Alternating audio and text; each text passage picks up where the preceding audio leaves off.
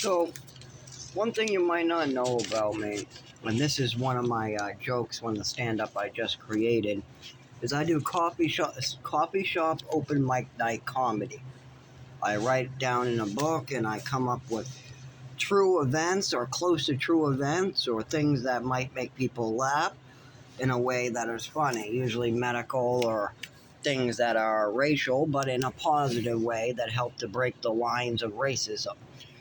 So here's one I'll share as a reminder. Maybe people will get a laugh. Most likely you will.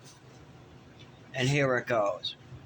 So you usually start these things with my manager walked in and asked me this question, or you got to set it up.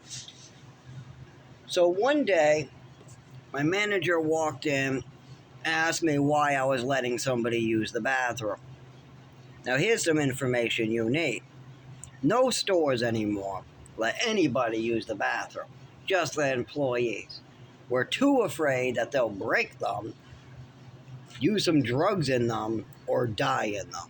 So bathrooms are off limits except for the elderly, the disabled, or really just the people who kind of need it and are good customers and stuff like that. You know, they don't seem like addicts or seem like they're going to destroy it. You make an exception. So she asked me why I let this 40-year-old African-American gentleman use the bathroom. And I was not supposed to. And here's my answer. I answered to my manager, well, the African-American gentleman came in and I had the news on. As he asked me this question, I turned the news off.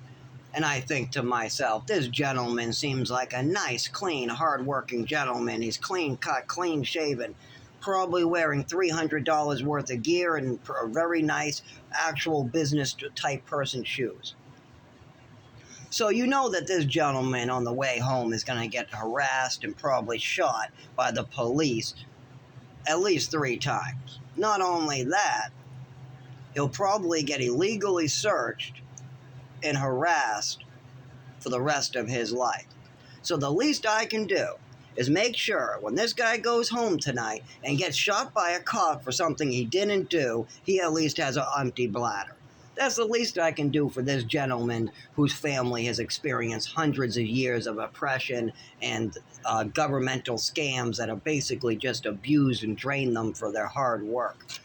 So yes, I let the gentleman use the bathroom, so that way, on the way home,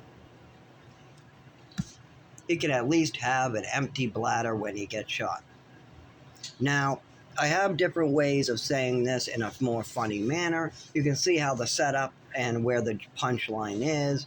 Now, I'm just trying to get the information out there right now, and I don't have the written version on me. But the written version is shorter and more straight to the point and definitely gives a bigger laugh at the end. Now, you also got to keep in mind that this never happened. The bathroom is off limits. An African-American gentleman in his 40s that was clean cut did ask to use the bathroom. I did let him use it. And we are not supposed to let anybody use it unless they seem kind of elderly, disabled, and clean cut. But even then, there are certain elderly people that break it or make a mess of it that is off limits too, and now they just have a policy, it's off limits. And if I want to make an exception for an elderly person, that's all right, but I am to check it and clean it, and they still would rather me say no. So there is truth to this story, but the part that I just kind of added as a punchline is the part where my manager comes up and asks me why I was letting them use the bathroom. My manager wouldn't do that. If there's no destruction, if they don't got to pay for anything, they're not going to really mind. I mean, if it's the same when they leave as when they came in, they're not going to mind. So she never asked that question. But the punchline requires an explanation where you're talking to somebody giving this answer.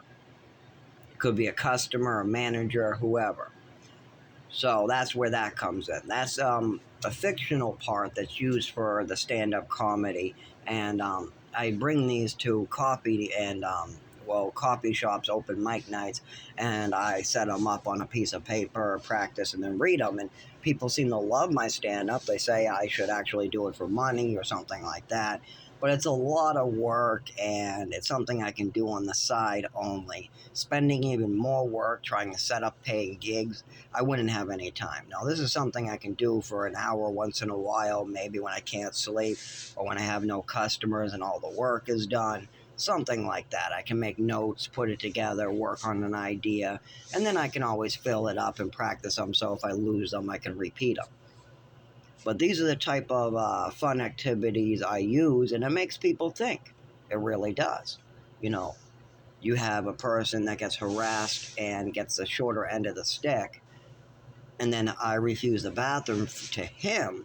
Meanwhile, a 55-year-old disabled white person comes in and I say yes to them. How is that going to look? And then you think about all the stuff that's been going on in the news lately. Well, the least I can do is make sure that this guy has an empty bladder. I mean, I don't want to see anything happen, but there is a lot of racist people in the town I live in. I live in a redneck town, a poor town, Rochester, New Hampshire, and it is filled with meth and white people that are violent. So, yeah, the least I can do is make sure he has an empty bladder before he heads home.